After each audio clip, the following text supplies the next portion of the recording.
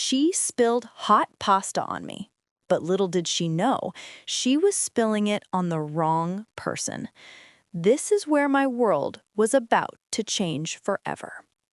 If you've ever been underestimated, if you've ever felt like the smallest person in the room, the one no one sees, then you need to see how this story turns around. Hit that subscribe button right now, because trust me, you won't want to miss the moment my silent life explodes. My name is Sophia. Just Sophia. In the bustling corporate jungle of Hudson and Finch Financial in downtown Manhattan, I was the definition of an invisible employee. My desk was tucked away in a quiet corner on the 35th floor, a strategic position, I always thought, for blending into the woodwork. My work was impeccable. Spreadsheets always balanced, reports always on time, coffee always perfect. I was the reliable hum of the machine, the woman who hid in plain sight, doing her job with diligence, but staying completely out of the limelight. I'm Sophia, just a regular girl, or so they thought. I was the quiet assistant. My clothes were neutral, my voice was low, and my movements were precise. It was a conscious effort, a carefully crafted disguise that I'd perfected over years. In a place where everyone chased attention, I chased obscurity. But obscurity, I quickly learned, comes with a price. My colleagues, the sleek, loud creatures of the finance world, often used my quiet demeanor as a punchline. I'd hear the whispered jokes about my monastic devotion to my computer, or the snickers when I passed by in the break room. They made me feel small. They made me feel insignificant. And leading that cruel chorus was Clara. Clara was the office queen bee. She had the corner office, the designer wardrobe, and the kind of sharp, effortless beauty that commanded attention. She was also utterly self-absorbed and thrived on making others feel inferior. I was her favorite target. For her, I was simply the ghost, or quiet girl. The setting for my humiliation, the moment my carefully constructed world cracked, was the annual corporate lunch. It wasn't in some stuffy conference room. The CEO liked to treat everyone to an authentic Italian meal at Il Nido, a famous old-school restaurant in Little Italy.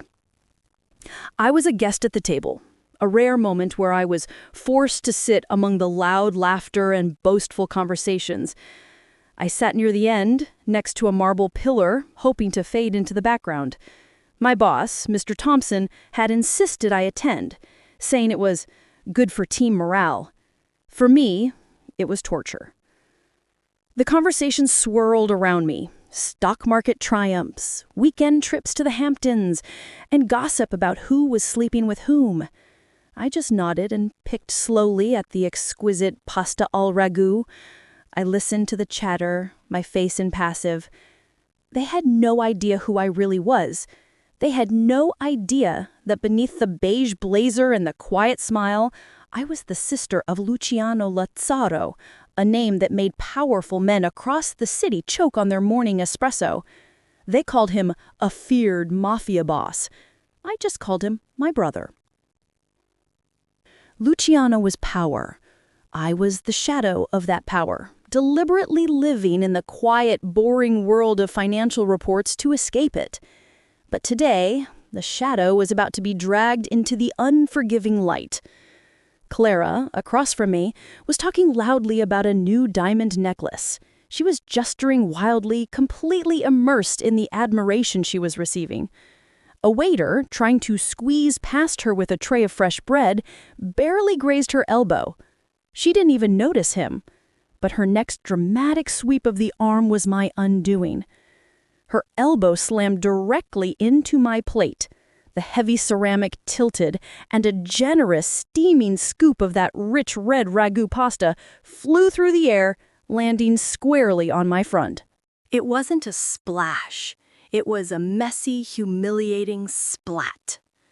The rich tomato sauce, hot and oily, soaked immediately into my cream-colored silk blouse and landed in a sticky pile in my lap. For a long, frozen second, the table went silent. Then the laughter started. It wasn't a sympathetic laugh. It was a nasty, high-pitched giggle that started with Clara. "Oh, Sophia, look at you," Clara choked out, covering her mouth dramatically, but her eyes were glittering with malicious joy. "Did you really think that blouse could handle real Italian food? What is that, something from a thrift store?" The others quickly joined in, their initial shock dissolving into nervous, cruel chuckles. They were laughing at me, the quiet assistant, the nobody. The spill wasn't an accident to them. It was a perfect physical metaphor for my place in their world. Messy, insignificant, and easily dismissed. The heat of the pasta on my skin was nothing compared to the burning shame in my face. My hands, tucked into my lap, clenched into fists so tight my nails dug into my palms. I could feel the blood pounding in my ears. Every cell in my body screamed to retaliate, to reach across the table, to grab a handful of her perfectly styled blonde hair and smash her face into the tablecloth. But I didn't. That was the old programming. Luciano's voice, cold and measured, echoed in my memory. "Sophia, control is power. Emotion is a weakness they will exploit." I pushed my chair back slowly. The scraping noise, a loud protest in the continued snickering. I didn't look at anyone. I didn't say a word. I simply stood up, grabbed my purse, and walked away. The humiliation was a physical weight, pressing me down. But beneath it, something else was stirring. It wasn't just shame. It was a searing, white-hot rage. I was seething with an anger that was decades old, an anger that was rooted not just in my job, but in my name, my blood, and the world I had fought so hard to escape. As I walked through the opulent restaurant, every step echoed the certainty that I had been wrong. I had thought being invisible would keep me safe. I had thought being quiet would keep me out of trouble. I had thought being just an assistant would let me live a normal life. I was wrong. They had pushed me. They had mocked me. They had laughed at the sister of Luciano Lazzaro. They had spilled hot pasta on the wrong person, and they were about to find out exactly what that mistake cost. I walked out of El Nido and onto the chaotic streets of Little Italy. The city noise, the sirens, the yelling vendors, the blare of a taxi horn, all merged into a roaring silence in my head. I was still smeared with the evidence of my public humiliation, the sticky patch of ragu, a brand on my chest. I didn't go back to the office. I walked straight to a small private garage 3 blocks away, a place only Luciano and a few trusted drivers knew about. Inside, I didn't look at the expensive black sedan. I went straight for the small mirrored bathroom. I stripped off the ruined blouse and stared at my reflection. My eyes, usually calm and muted, were burning. They didn't look like the eyes of a quiet assistant anymore. They looked like the eyes of a Lazzaro. This was the core of my life, the reality I tried to plaster over with neutral colors and polite non-answers. Luciano was power. His name was currency, fear, and respect. For years, I had believed that if I didn't use that power, it wouldn't exist. I believed if I acted like a nobody, I would become a nobody. I wanted to be free. I was no longer just Sophia. I was his sister, and they were about to learn what that really meant. Clara and her cronies were laughing now, enjoying their little victory, cementing my status as the office joke. But they were fools. They saw a woman with a ruined blouse. They didn't see the calm exterior that hid a world of family secrets. They didn't see the bloodline of a man who controlled unions, shipments, and politicians across 3 states. The tension in my chest was a thick, burning coal. I couldn't let this go. It wasn't about the pasta. It wasn't even about Clara's cruelty. It was about the dignity I had sacrificed to maintain my facade. I had been willing to be ignored, but being openly mocked, being treated like human trash, was a line I simply couldn't allow them to cross. I was forced to confront my humiliation. I had to acknowledge that I was not just an assistant anymore. I was part of a legacy, and that legacy demanded a response. I remembered a conversation with Luciano a year ago. He had laughed at my office job. "You're playing house, little dove," he'd said, his voice rough and affectionate. "You think you can erase the Lazaro name by answering phones? The street is in your blood, Sophia. It's in your eyes. You just haven't looked in the mirror hard enough." I had dismissed him then. I couldn't dismiss him now. I changed into the emergency set of clothes I kept in the car trunk, a simple black turtleneck and dark jeans, a uniform that felt immediately more authentic than the corporate pretense. I tied my hair back sharply. I looked in the mirror again, and this time I saw it. The intensity my brother had spoken of, the unshakable calm that masked a predatory awareness. I wasn't just Sophia, the girl who did spreadsheets. I was Sophia Lazaro. I couldn't just go back to my apartment. I needed to see Luciano. I needed to tell him what happened, not to complain, but to secure his quiet blessing for the plan that was already forming in my mind.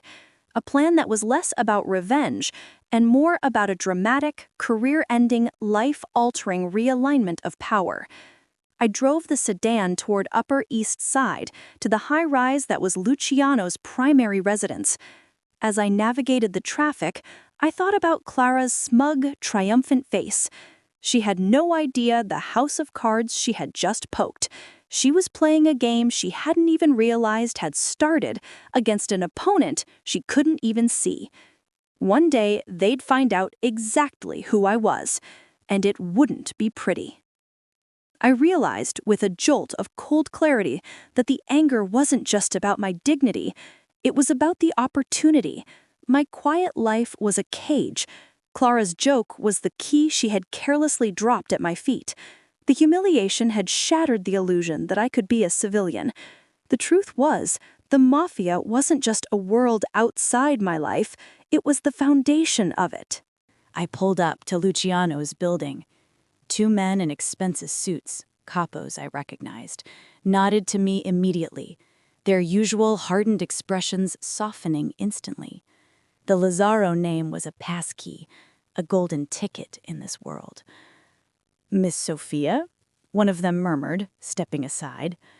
"Your brother is expecting you." I hadn't even called him. He always knew. Luciano was in his penthouse office, overlooking Central Park. The room was dark wood and leather, elegant and imposing. Just like him. He was a mountain of a man, dressed impeccably, with eyes that missed nothing. He didn't look up from the document he was reading until I was standing a few feet from his desk. He finally raised his eyes. They scanned my face, my outfit, and my stance. He didn't ask about the pasta. He didn't ask why I wasn't at work. He didn't have to. "You look like you finally remembered who you are, Sorellina," he stated, his voice a low rumble. "Tell me what happened." I recounted the incident with Clara, leaving out none of the shame or the laughter. I told it flatly, the facts, without emotion, just as he had taught me. He leaned back in his chair, his expression unreadable.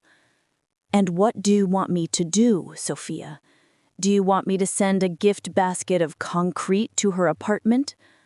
A ghost of a smile touched his lips. No, I said, meeting his gaze steadily. I don't want you to do nothing. I don't want you to touch her. Not yet. I just want your permission to use what is already mine. I'm tired of hiding in a beige life. She opened the door.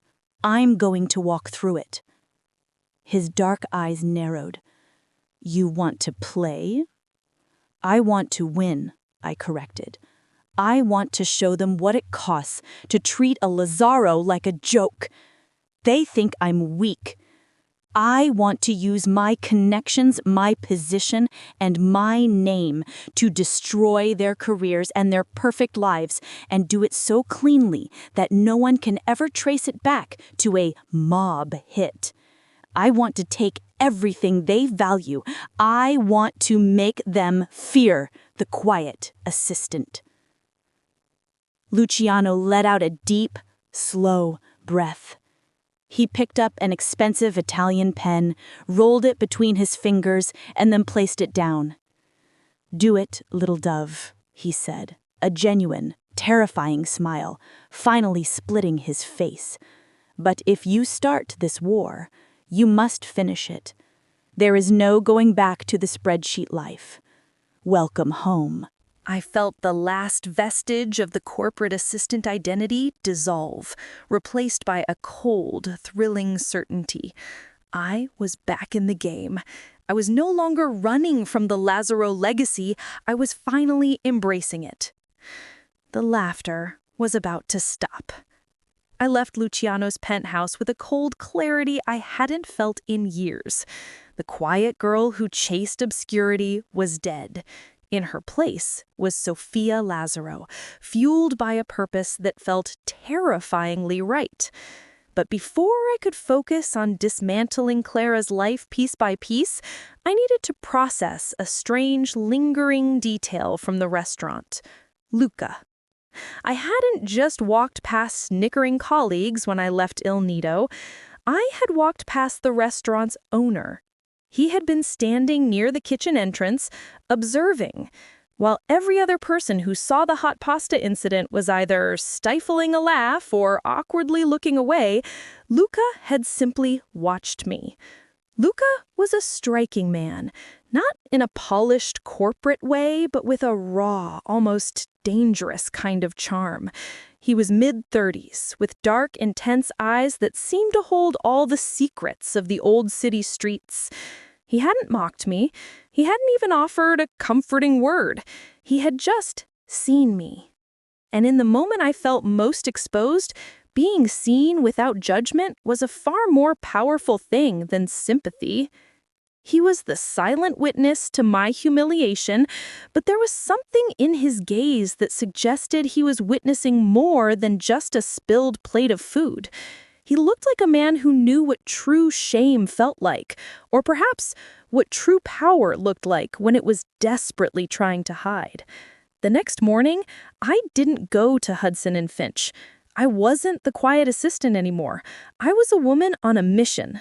The first step of that mission was to find the pressure points in Clara's perfect life, and the first person I thought of was Luca.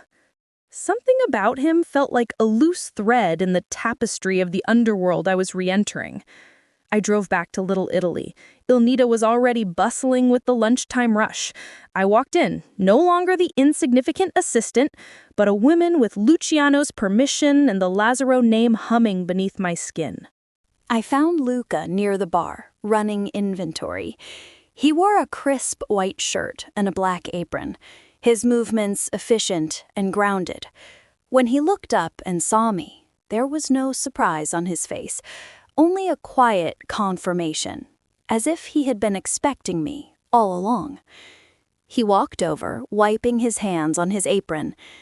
"The quiet girl returns," he said, his voice low and smoky, an accent I couldn't quite place. Definitely not New York, maybe deep Sicilian. "It's Sophia," I corrected him, my voice firm. "Sophia." he acknowledged, giving a slight, slow tilt of his head.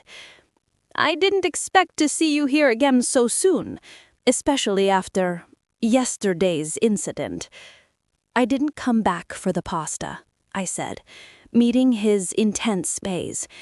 His eyes were dark, piercing, and they followed me with a curiosity that felt more dangerous than comforting. He was no ordinary restaurant owner. He carried himself with the heavy stillness of a predator. He knew more than he let on, and I could sense the familiar, dark energy radiating off him, the same cold, controlled power that clung to Luciano. I leaned in closer. You didn't laugh. He gave a dry, humorless chuckle. Why would I? Laughter is for fools who think they understand the joke. I understood that what happened had nothing to do with food and everything to do with territory. And I know territory. That was my opening. I stared at him, recognizing the silence behind his actions. He hadn't just been polite. He had been observing the power dynamic. Who are you, Luca? I asked directly. He smiled, a slow, mesmerizing reveal of a very guarded man. I am Luca, and I am the man who knows you weren't an assistant, Sofia. You were a soldier in civilian clothes, waiting for an order, and I think you just got one. He wasn't guessing. He knew. My heart hammered a heavy beat against my ribs, but my face remained perfectly composed. And how would you know that? He gestured to the back of the restaurant, toward a small, unmarked wooden door. Why don't we discuss it where we don't have to watch my waiters? I could see it in his eyes. He wasn't just another man. He understood the power that ran through my veins. We sat in a small, dimly lit office that smelled of old wood and oregano. He poured 2 small glasses of an expensive, dark liquor. Your brother eats here often, Sofia, Luca explained, pushing a glass toward me. Not as Luciano Lazzaro, but as Mr. Lanizo, a quiet investor. He's been eating my food and watching my business for 10 years. You think a boss like that doesn't have eyes everywhere? I'm one of his eyes, Sofia, and I recognized you immediately. A shock of realization, both chilling and thrilling, ran through me. Luca wasn't just a restaurant owner. He was deeply connected, a trusted operative perhaps, or maybe even something more dangerous.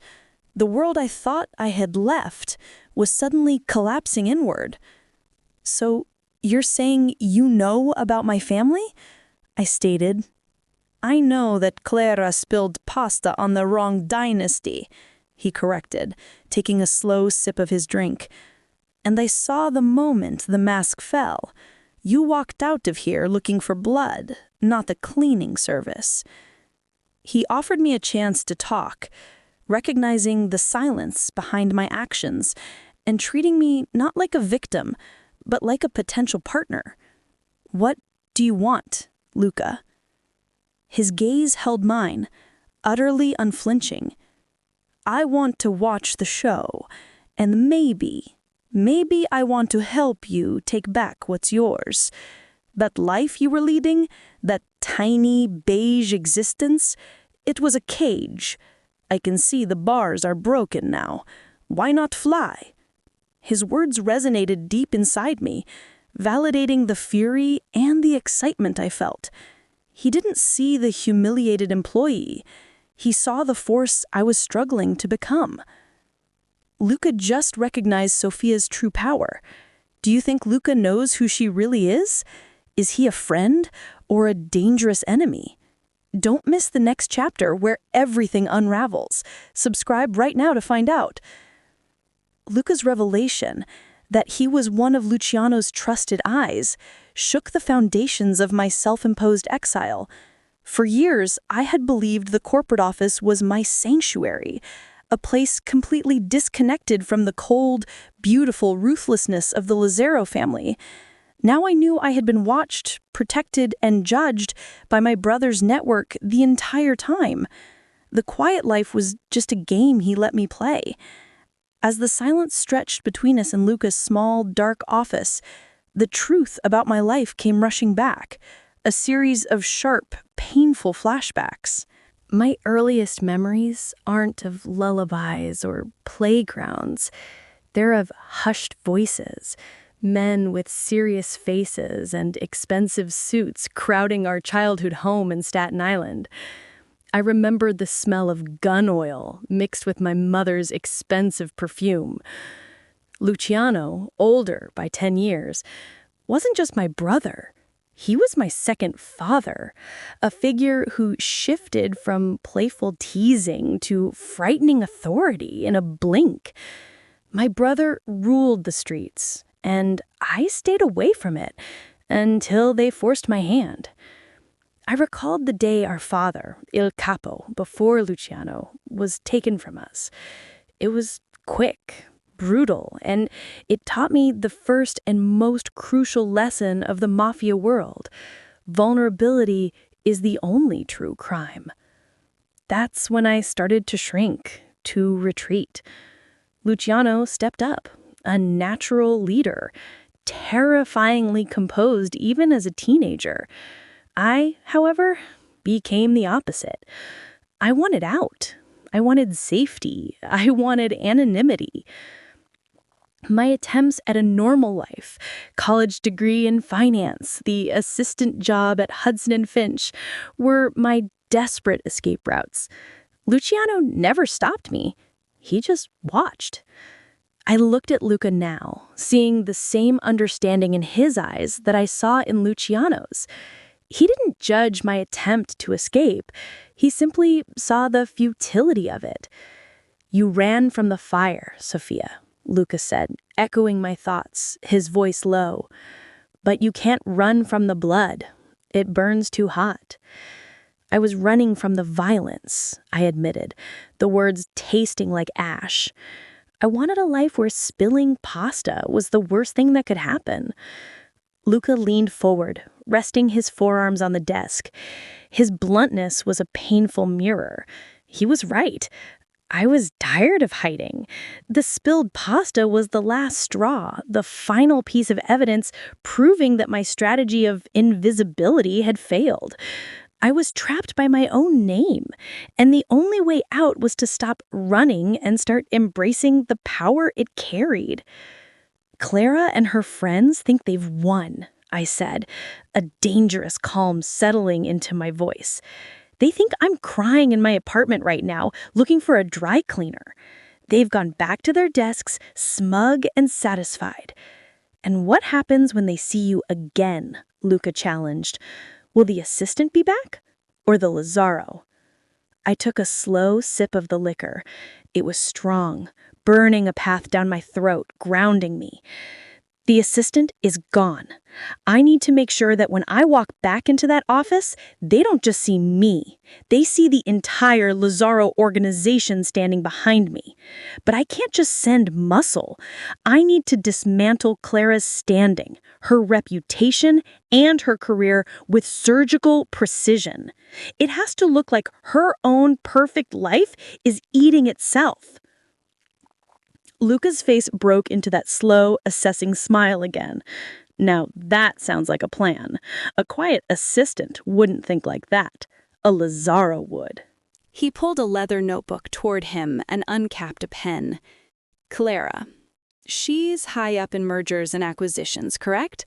People like her don't just run on coffee and ambition. They run on secrets and credit lines. She thinks she's untouchable. You need leverage, Sophia. You need to hit her where the corporate world bleeds, her money, her connections, and her skeletons." He was already thinking in terms of strategic attack, a perfect partner in crime. His knowledge of the city's hidden infrastructure, the black market connections, the silenced witnesses, the soft spots in rigid financial systems was immediately apparent. He had the eyes and ears on the street that Luciano trusted. My internal realization was complete. I was no longer struggling to return to my old life. I was embracing a new one, a dangerous one, with a man who saw me not as a subordinate, but as an equal in power. I need access, I told him, looking him straight in the eye. Access to the kind of information that can make a person disappear from a company without a trace. Can you get that for me, Luca? He closed the notebook with a sharp snap. I already have it. The real question, Sorellina, he said, using the Italian term of endearment that only Luciano used, is how far are you willing to use it? Once you pull this thread, the whole tapestry comes undone. I stood up, the chair scraping loudly across the old floor. My hands rested on the desk. I am done being a joke, Luca. Tell me what I need to do. Sofia is tired of hiding and ready to unleash the Lazzaro legacy. If you want to know more about the dangerous Lazzaro family and see Sofia's plan unfold, hit that subscribe button now. Don't miss the moment she shows her former colleagues the cost of underestimation. The atmosphere in Luca's small office was thick with possibility and a kind of charged, dangerous energy. His confirmation that he was a Lazzaro operative didn't scare me. It excited me. It solidified the fact that my boring old life was truly over. I knew you weren't just some assistant, he repeated, his voice dropping to a conspiratorial whisper as he leaned in across the desk. There's more to you, Sofia. There's an engine under the hood that's been idling for too long. Let me show you the world you've been hiding from, the one your blood was made for. His proposition wasn't a request. It was a challenge. And it wasn't just about revenge against Clara. It was about my own future. Luca was offering me a pathway, a chance to fully inhabit the legacy I was born into, a legacy that felt powerful and intoxicating after years of shrinking myself. What does that mean, show me the world? I asked, my voice steady despite the flutter in my chest. I know the Lazzaro world. It's violent, it's risky, and it's full of men who think they're gods. He smiled slowly, that mesmerizing, guarded smile that crinkled the corners of his dark eyes. It means seeing beyond Luciano's shadow. Your brother rules through fear and force, but you, Sofia, you have something he doesn't. You have access to their world, the legitimate one. And you understand their rules. That's why you'll be dangerous. You can dismantle their system from the inside out. He began to outline his plan for Clara, and it was devastatingly brilliant. He didn't suggest violence. He suggested financial ruin, wrapped up in plausible deniability. He revealed that Clara's entire corporate identity was built on shaky ground, an over-leveraged portfolio, a few illegal trades in the past that had been swept under the rug, and a secret bank account in the Cayman Islands that her superiors didn't know about. We can't just give this information to the SEC, Luca explained, his pen tracing lines on a notepad. It looks like a tip-off from a rival firm, but if you, the quiet assistant, start asking very specific, pointed questions in the right ear, maybe to the compliance officer who already hates Clara's arrogance, it creates a tremor. We need to create the perfect setup so that when the hammer falls, it looks like an internal investigation, not a mob hit. The tension between us was magnetic. It wasn't just the thrill of the plan, it was the silent understanding forming between two people who spoke the same language of power and strategy. Luca saw her potential, and I felt a strange, undeniable pull toward him. It was a connection born from the shared dark knowledge of the underworld. "Why are you doing this, Luca?" I asked, leaning back slightly, trying to regain some distance. "You're Luciano's man. Wouldn't he prefer you stay focused on the restaurant and his other interests?" Luca's gaze hardened, losing some of his charm. "I am loyal to Luciano, yes, But I'm also a man who likes to bet on a sure thing, and I see a power in you, Sophia, that is raw and unrefined. If you stay on the outside, you're always just a sister. If you step in, you become a force, and forces need partners. He rose from his chair, walking around the desk toward me. The small office suddenly felt even smaller. I held my ground, meeting his height with my determined stare. "This is not just about Clara," he stated, his voice a low vibration. "This is about you claiming your seat at the table. Your brother is a king. You can be the queen. And I," he paused, the silence stretching long and thin, "I want to be the one who stands beside you and helps build the kingdom." He wasn't just offering a partnership in crime. He was offering a partnership in life, a dangerous, intoxicating future where I wouldn't have to hide who I was anymore. He saw the fire in me, the ambition that had been stifled by years of trying to be polite and small. "If I do this," I said, my voice barely a whisper, "there is no going back. I will leave the corporate world, and I will become a part of the Lazaro organization, fully." "Exactly," he murmured, his face close enough that I could feel the heat radiating from him. He smelled faintly of expensive cologne and the rich spices of the kitchen. "The spreadsheet life ends. The real life begins." He lifted a hand, and for a heart-stopping moment, I thought he might touch my face, crossing an invisible line of professionalism and danger. Instead, he simply pointed toward the door. "The preparation begins now, Sophia. Go back to Hudson and Finch. Play the quiet assistant one last time. Start asking those precise questions. But you'll be armed with my data and my resources. You'll be a bomb ticking in their boardroom." As I stood up, feeling the pull of the attraction and the thrill of the power, I knew the game had irrevocably changed. I wasn't an employee anymore. I was an agent of chaos, and Luca was my handler. Luca just offered Sophia a powerful, dangerous partnership. Do you think Sophia deserves more than just an office desk? Will she embrace the Mafia life or run from the danger? Subscribe now and stay tuned to see if she takes the final, fatal step. Returning to Hudson and Finch the next morning was an exercise in controlled performance. I wore a new, sharp black suit, a definitive departure from my usual beige and gray palette.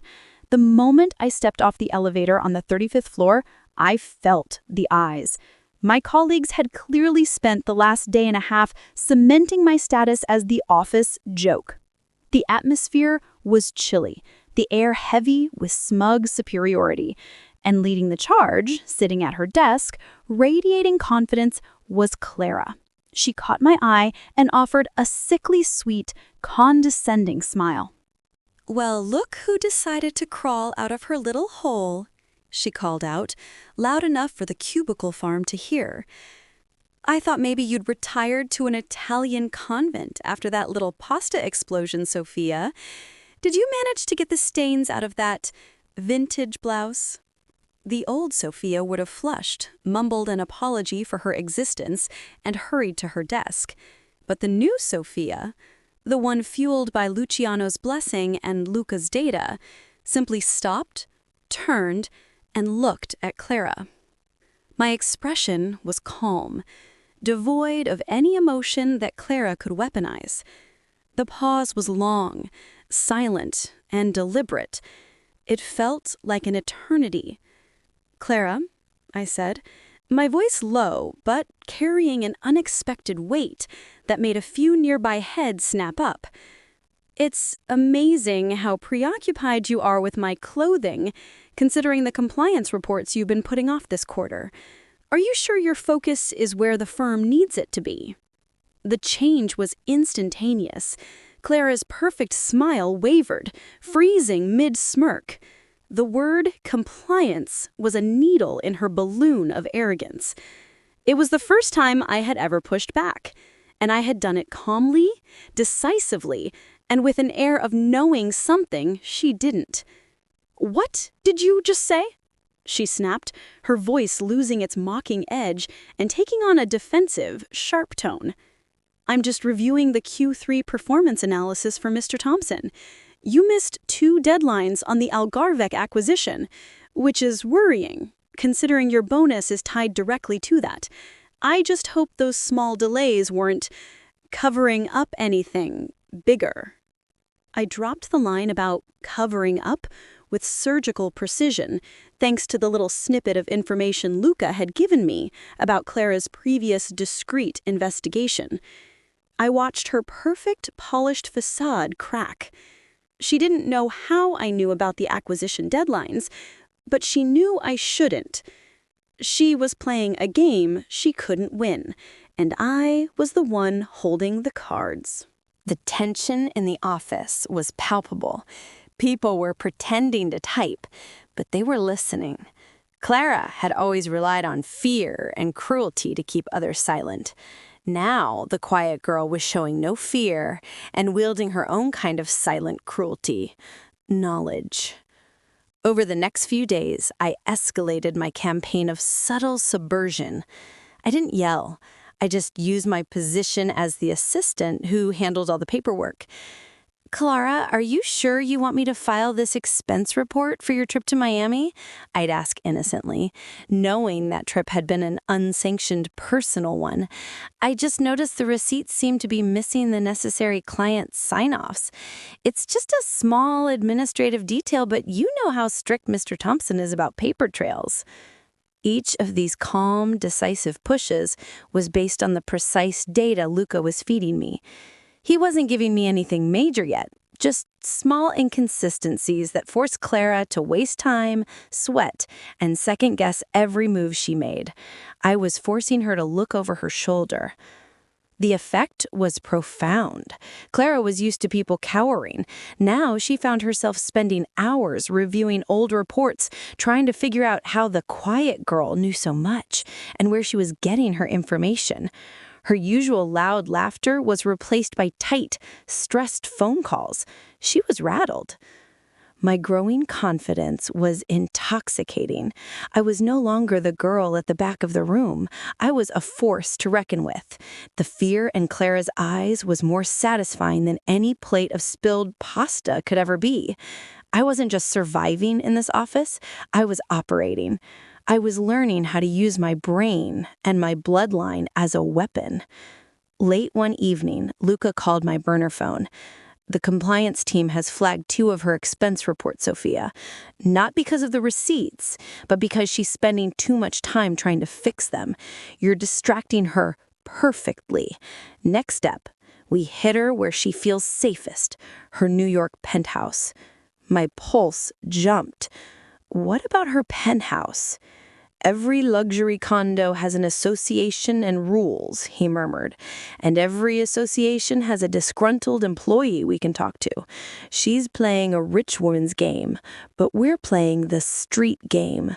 We're going to give the condo board every reason to raise her maintenance fees astronomically and look very closely at the unapproved renovations she did last spring."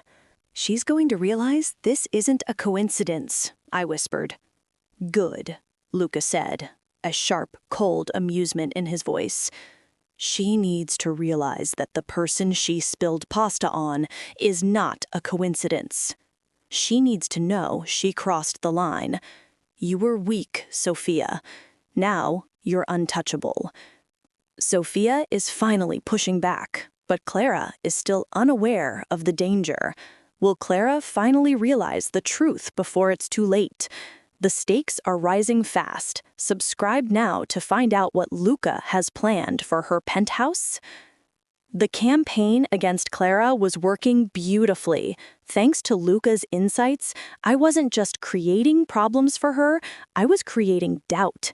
She was tense, defensive, and starting to make sloppy mistakes. But as my professional life became a dangerous game of corporate warfare, my personal life was consumed by Luca. Our connection was electric, rooted in a mutual understanding of the shadows. We spoke almost every night on the encrypted phone he'd given me, not just about Clara's compliance reports, but about everything. We traded secrets like currency, testing the depth of our trust. One chilly evening, after I'd planted the final seeds of suspicion about Clara's finances at the office, I drove back to Il Nido. Luca was waiting for me in the kitchen after the last customer had left. The space was quiet, smelling of warm spices and cleaning chemicals. "You're a natural, Sophia," he said, handing me a small, potent glass of grappa. "You move like a ghost, planting bombs in their perfect little world. Luciano told me you were bright, but I didn't realize how much of the Lazaro cold blood you had in you." "I learned from the best," I replied, taking a measured sip. "Which makes me wonder, Luca, if you're so good at the quiet work, why a restaurant? Why Little Italy? Why not a corner office like the people you're helping me destroy?" He leaned against a steel counter, the metal glinting under the harsh kitchen lights. His eyes, usually guarded, softened with a flicker of old pain. "I tried the corner office," he admitted, his voice rough. "Not here, but in Chicago. I was working in logistics, clean and legitimate. My family, they weren't Lazaros. We were small time, but we were known. When I refused to move a shipment for a rival crew, they came for my father. Not with a gun, with a lawsuit. They bankrupted him, crushed his business, and destroyed everything he'd built, piece by piece, until he broke." The brutality of that story chilled me. It wasn't about bullets. It was about the slow, agonizing death of a life, a concept I understood perfectly. "I tried the legal way," he continued, looking down at his hands, which were strong and capable. "I hired lawyers, I filed reports. I lost. That's when I realized the clean world is just as dirty as the street, but it moves slower and hides its weapons better." He looked up, meeting my eyes with a startling intensity. "That's when I found Luciano. I didn't ask him for revenge. I asked him for an education. I told him I wanted to learn how to fight them using their own tools.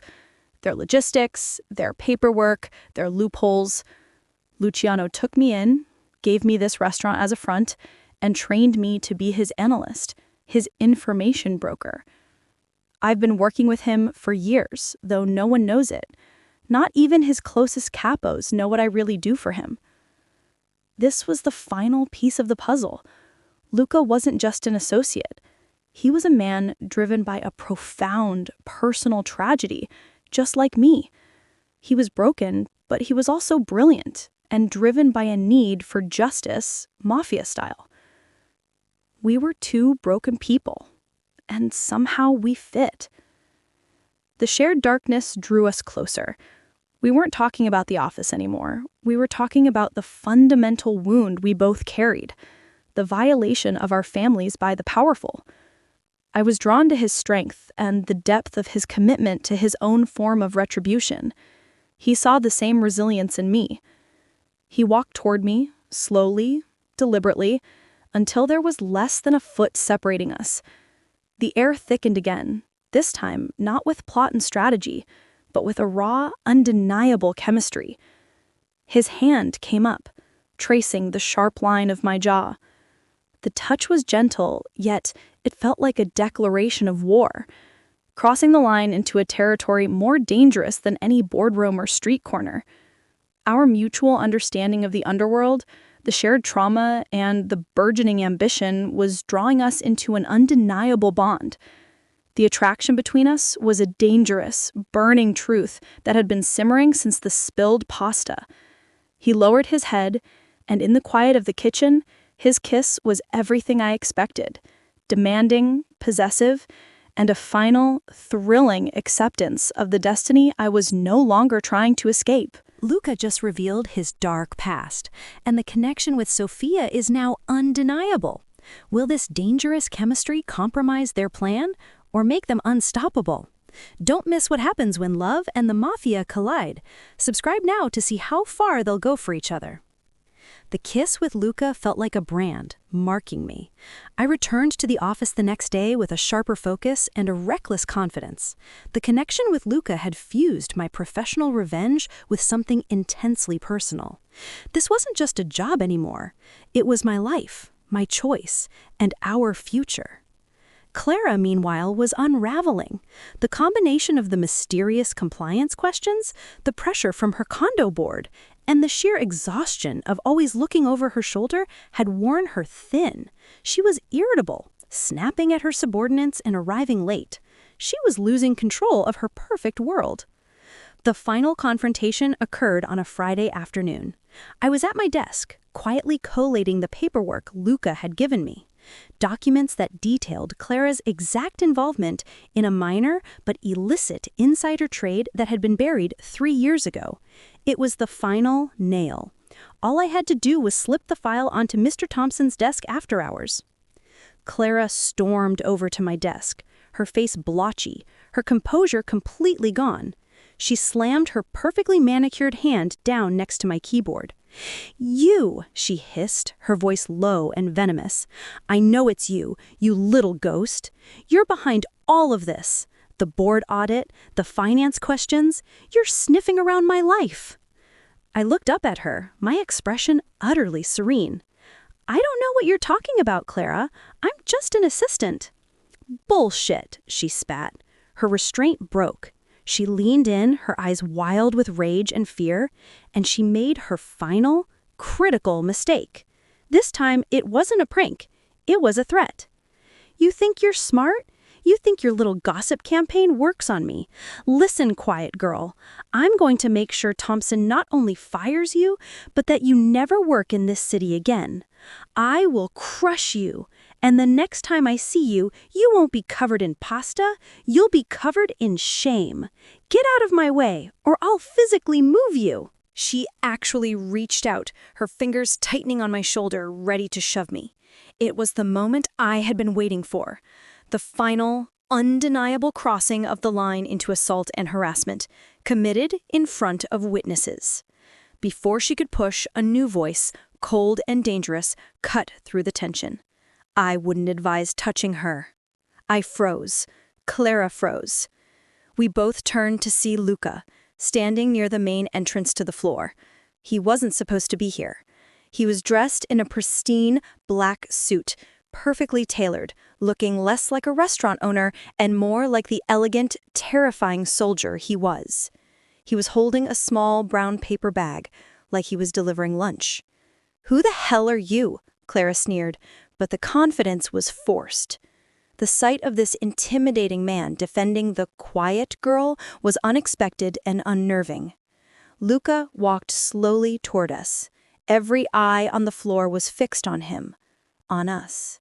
He wasn't loud, but his presence commanded silence. "My name is Luca," he said, stopping a respectful distance from me. He looked directly at Clara, his dark eyes like chips of granite. "And she is my associate, my partner, the woman you insulted and threatened." He looked her up and down, a look of utter, dismissive contempt. "You think you're untouchable because you have a nice job and a penthouse, don't you? You think you can treat people like dirt because they're quiet? You made a mistake, Clara. You thought you were dealing with a frightened mouse. You were dealing with a Lazaro. And I'm here to show you just how much danger you're really in." He didn't yell. He didn't touch her. He simply pulled a thick, official-looking envelope out of his inner jacket pocket and slid it onto her desk. "That's a copy of the official investigation request the Federal Reserve Bank of New York just received regarding your offshore accounts and potential insider trading," Luca informed her, his voice chillingly professional. "It's not a threat. It's a fact. You are already under review, and you are finished here. Your perfect life just became a crime scene." She snatched the envelope, her eyes darting across the official logos, the color drained from her face. It was too much, too fast, too real. The corporate world wasn't prepared for the speed and precision of the Mafia's information network. This time, I wasn't hiding behind a desk. This time, I stood by the man who had the power to end it all. I stood tall next to Luca, my heart swelling with a fierce pride.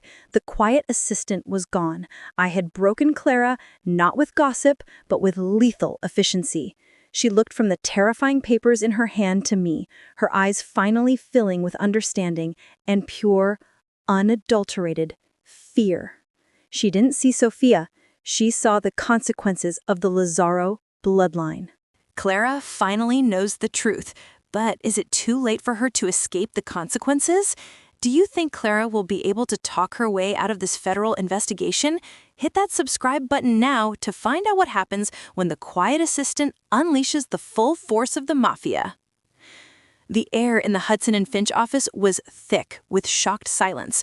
Clara stood frozen, the Federal Reserve document trembling in her hand, her eyes wide with a terror that finally eclipsed her arrogance. The sight of Luca, handsome and menacing, standing beside me, had shattered her entire worldview. She looked at me, not the assistant she had mocked for her thrift store clothes, but a cold, composed woman who had orchestrated her downfall with lethal precision.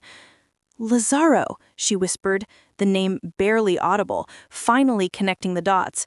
She was looking at my eyes, the eyes Luciano had always said carried the weight of our family's history. You're his sister." It was too late. The moment she spoke the name, the full weight of the Lazaro organization descended on that brightly lit corporate floor. The other employees, who had been listening to the confrontation, started exchanging horrified looks. They realized they hadn't been witnessing an office dispute. They had been witnessing a mafia operation. Their laughter, their snickers, their quiet judgment of the quiet girl had just signed their colleague's career death warrant. I stepped forward, my voice cool and commanding, the years of repression finally gone. I was no longer speaking to Clara, I was speaking to the entire room, reclaiming the respect they had stolen. It wasn't just the family business, it was my bloodline, and now they were going to pay the price for their laughter. "I am Sophia Lazaro," I stated, the name feeling like pure, exhilarating power on my tongue. "And you confused my discretion with my weakness. Clara," I turned to her, my voice dropping back to that surgical calm, "you spilled food on the wrong person. Now the federal government is looking at your accounts, the condo board is looking at your violations, and the only thing I'm doing is walking away." Luca placed a hand gently on the small of my back, a silent testament to our partnership. His presence was my shield and my crown. He had intervened not just to save me from a physical threat, but to make the revelation undeniable, turning Clara's confrontation into a catastrophic public exposure. Clara tried one last desperate effort to regain control. "You can't do this. Luciano, he can't touch me. This is legitimate business." Luca chuckled, a low, ominous sound. "Luciano doesn't need to touch you, Signorina. Sophia is doing this with documents, legal filings, and the truth. We just happen to know where all the bodies are buried in your paperwork. You dug your own grave." We turned and walked away. The silence we left behind was heavy, terrifying, and utterly satisfying. In the days that followed, the consequences for Clara were dire and swift. The compliance officer, armed with the information I'd leaked, found enough irregularities to warrant a full internal investigation. Clara was placed on immediate leave, which quickly became termination. The whispers weren't about spilled pasta anymore. They were about embezzlement, federal probes, and the chilling truth that the quiet assistant was untouchable. Luciano called me that night. "You handled it perfectly, Sorellina," he said, pride evident in his voice. "No blood, no mess, just ruin. A Lazaro victory." As Sophia embraced her power, Luca became more than just an ally. He was her partner, in every sense. Our relationship bloomed fiercely in the aftermath of Clara's fall. We spent every moment together, strategizing in the quiet of his restaurant, our passion burning with the same intensity as our ambition. I wasn't just his sister anymore. I was an active player, the strategic mind Luca had recognized, and he treated me as his equal. I finally understood why I had been unhappy in the corporate world. It wasn't just boring, it was small. The stakes were too low. This new life, fraught with danger and demanding total awareness, was terrifying, but it was real. I wasn't just his sister anymore. I was a force, a woman they'd never forget. We were a perfect match. Luca, the intelligence operative with the street connections and technical skill, and me, the strategist with the corporate knowledge and the Lazaro name. We were building something together, a power base that was both legitimate and underground. But power always attracts rivals. And one evening, as Luca and I were celebrating our victory, a coded message arrived on his secure phone. It wasn't from Luciano. It was from an old contact of Luca's, warning him that the victory against Clara had attracted unwanted attention, not from rivals on the street, but from within our own family structure. The message was chillingly brief. They think you've replaced the quiet girl with a power play. Be careful of the snake in the garden. He's always been the closest to the throne. Sofia has unleashed the full power of the Mafia and finally claimed her place. But now a shocking betrayal threatens everything. Do you think Sofia can trust Luca, or is the threat coming from her own brother, Luciano? Subscribe now and get ready for the final game-changing twist. The coded warning about betrayal hung over us like a shroud. The thrill of defeating Clara was immediately replaced by cold suspicion.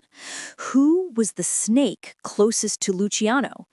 The Mafia world demands absolute loyalty, and the penalty for plotting against the boss, or his sister, is definitive and brutal. Luca and I immediately went into lockdown mode at his secure penthouse apartment in Midtown. The restaurant was temporarily closed. We spent hours reviewing Luciano's inner circle, the capos, the trusted advisors, the men who felt entitled to the Lazaro legacy.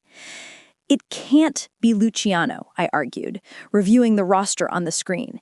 He just gave me his blessing. He was proud of the Clara job. He wouldn't risk destabilizing the family structure for a petty power play. No, Luca agreed, his face grim. Luciano loves you, Sofia, but he's also ruthless. He wouldn't betray the family, but his capos might see you and me as a threat. They see you as an outsider, suddenly stepping into their world, and me as the man who brought you in.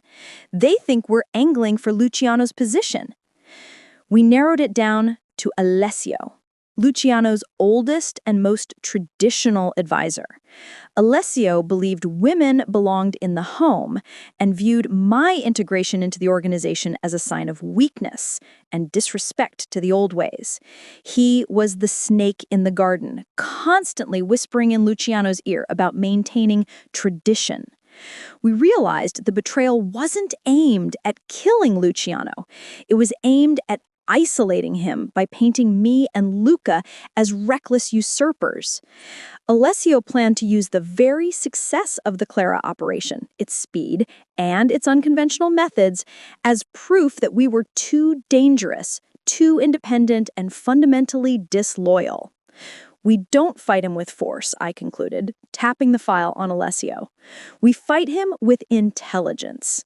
We prove our loyalty by exposing his disloyalty before he can launch his attack. I remembered a small detail Luciano had once mentioned. Alessio was secretly hoarding profits from the family's legitimate shipping routes in Brooklyn, skimming funds and stashing them in a private, untraceable account. It was a classic, old-school move, one he thought his modern, computerized boss wouldn't detect. Luca's technical skills were perfect for this. Over the next 48 hours, operating from his secure command center, we hacked into every ledger, every manifest, and every digital communication related to Alessio's operation. We found irrefutable evidence: a separate bank ledger, coded messages, and proof of several off-the-books shipments. We had all the proof. The only question was how to present it. I wasn't just his sister anymore. I was a force, a woman they'd never forget. I called Luciano and requested an urgent private meeting at the Lazzaro family estate in the New Jersey suburbs. I went alone, leaving Luca to monitor the city and prepare for any fallout. I walked into the lavish, old library where Luciano waited. He looked concerned. "Sophia, what is this about? Alessio is worried about your sudden power. He thinks you're too aggressive." I placed the single heavy folder on his mahogany desk. "He thinks I'm too aggressive, Luciano, or is he worried that my aggression will expose his treachery?" I didn't argue. I didn't defend myself. I let the contents of the folder speak for me. Luciano opened it, his face unreadable as he scanned the detailed, irrefutable evidence of Alessio's theft and quiet plotting. It took him 10 minutes to read it all. When he finally looked up, his expression was a terrible storm of anger and realization. He didn't ask how I got the information. He only asked one thing. "Luca helped you with this?" "We worked together," I confirmed, meeting his steady gaze. "He is loyal to you, Luciano, and so am I. We were not looking for power. We were looking for the snake who was plotting to undermine the family. And we found him." The resolution was swift. Luciano dealt with Alessio that night, quietly and definitively, sending a clear, brutal message to anyone else who dared question his authority or the loyalty of his sister. The next morning, I stood beside Luca, looking out over the city from his penthouse balcony. We had won. Clara was ruined, Alessio was gone, and my place in the Lazzaro world was secured, not just as Luciano's sister, but as his key strategic ally, with Luca as my partner. I wasn't just his sister anymore, I murmured, watching the sun rise over the skyline. I was a force, a woman they'd never forget. We had survived the corporate war and the internal power struggle. I took charge of my destiny, fully stepping into the world of the Mafia, my legacy secured. The quiet assistant was finally dead, replaced by the Lazzaro who commanded respect and fear. I turned to Luca, putting my arms around him. We did it. He held me tight, his smile warm and victorious. Our new chapter begins now, Sophia, together. But even as we celebrated, I felt the sharp edge of awareness. As a Lazzaro, you learn that loyalty is a weapon and trust is a vulnerability. Looking over his shoulder, I saw a framed photo on Luca's shelf, an old, faded picture of a man. It wasn't his father. It was a man I recognized from my childhood, the lawyer who had represented my father's rivals during their bankrolling attack on Luca's family in Chicago, a lawyer who had disappeared right after. And Luca had just told me he had lost the legal fight. He hadn't just met Luciano, he had sought him out for a very specific, deeper, and darker purpose. Luca had told me his father had been bankrupted by my family's rivals. But what if his family's bankrupting was tied to the Lazzaro organization years ago? What if Luca's quest for revenge was against the entire Mafia system, and he was using Luciano and me to get close to the throne? Luca was more than just an ally. He was a man playing the deepest, longest game of all. The betrayal was real, but it wasn't Alessio. It was the man sleeping in my bed, the man who knew everything. He was staring at the skyline, unaware that the quiet assistant he thought he was controlling was still watching, still calculating. I was ready. I was no longer the assistant I used to be.